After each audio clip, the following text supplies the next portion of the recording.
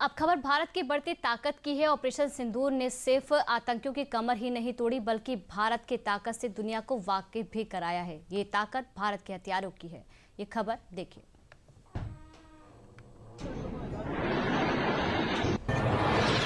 7 मई 2025 वो तारीख है जो हिंदुस्तान के इतिहास में लंबे समय तक याद की जाएगी।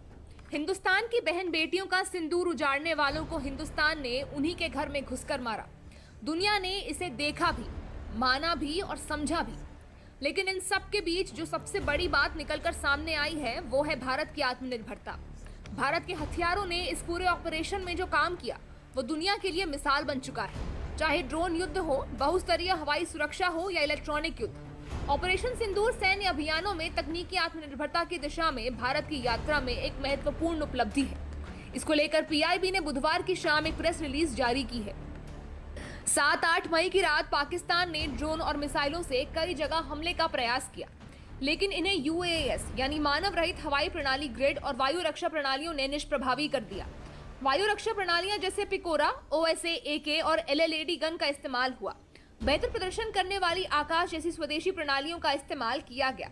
आकाश छोटी दूरी से सतह में हवा में मार करने वाली एक मिसाइल प्रणाली है जो हवाई हमलों से संवेदनशील क्षेत्रों की रक्षा करता है। भारत की हवाई सुरक्षा प्रणाली ने सेना, नौसेना और मुख्य रूप से वायुसेना की युद्धक सामग्रियों को मिलाकर असाधारण तालमेल के साथ प्रदर्शन किया है। इन प्रणालियों ने एक अभेद्य दीवार बनाई जिसने पाकिस्तान की तरफ से की गई जवाबी कार्रवाई के कई प्रयासों को विफल कर दिया। वहीं भारत ने जो पाकिस्तान पर सटीकता से कार्रवाई की, उसके पीछे की भी सही कहानी समझिए। भारत के आक्रामक हमलों ने पाकिस्तानी एयरबेस नूर खान और रहीम यार खान को निशाना बनाया। इन एयरबेसों पर विनाशकारी प्रभाव के लिए लॉइटरिंग हथियारों का इस्तेमाल किया गया, जिसने दुश्मन की रडार और मिसाइल सिस्टम सहित महत्वपूर्ण लक्ष्यों को ढूंढा और नष्ट किया। लॉइटरिंग हथियारों को आत्मघाती ड्रोन या कामिकेज ड्रोन के नाम से भी जाना जाता है। ये ऐसी हथियार प्रणालियां हैं जो हमला करने से पहले लक्ष्य की तलाश में अपने लक्ष्य क्षेत्र पर चक्कर लगाते हैं। इन सभी हमलों में भारतीय संपत्तियों को किसी भी तरह का नुकसान नहीं हुआ, जो हमारी निगरानी, योजना और वितरण प्रणालियों की प्रभावशीलता को दिखाता है। आधुनिक स्वदेशी तकनीक के उपयोग ने लंबी दूरी के ड्रोन से लेकर निर्देशित हथियारों तक इन हमलों को अत्यधिक प्रभावी और राजनीतिक रूप से संतुलित बनाया। आपको जानकर हैरानी होगी कि भारत ने मात्र 23 मिनट में यह मिशन पूरा कर दिया था। भारतीय वायुसेना ने पाकिस्तान में लगी चीनी हवाई सुरक्षा प्रणालियों को जाम कर दिया था। इससे मात्र 23 मिनट में मिशन पूरा कर भारत की तकनीकी क्षमता को प्रदर्शित किया गया। इस पूरे मिशन में इसरो का भी योगदान रहा है।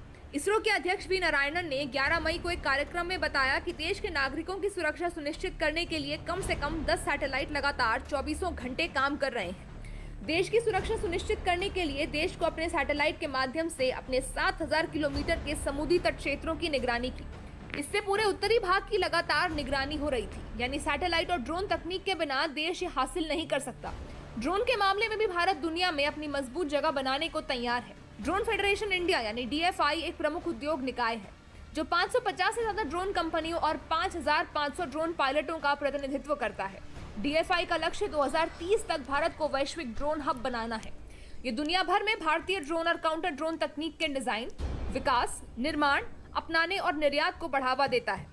भारतीय ड्रोन बाजार 2030 तक $11 बिलियन तक पहुंचने का अनुमान है, जो वैश्विक ड्रोन बाजार का 12.2% है। वहीं वित्त वर्ष 2024-25 में रक्षा निर्यात ने करीब 24,000 करोड़ रुपए का आंकड़ा पार किया। 2029 तक इस आंकड़े को 50,000 करोड़ रुपए के पार पहुंचाना है। भारत ने मेक इन इंडिया पहल और आत्मनिर्भर के लिए एक मजबूत प्रयास से प्रेरित होकर दुनिया में प्रमुख रक्षा विनिर्माण केंद्र बनकर उभरा है। जाहिर है कि भारत का ये बाजार आने वाले समय में बढ़ेगा ही।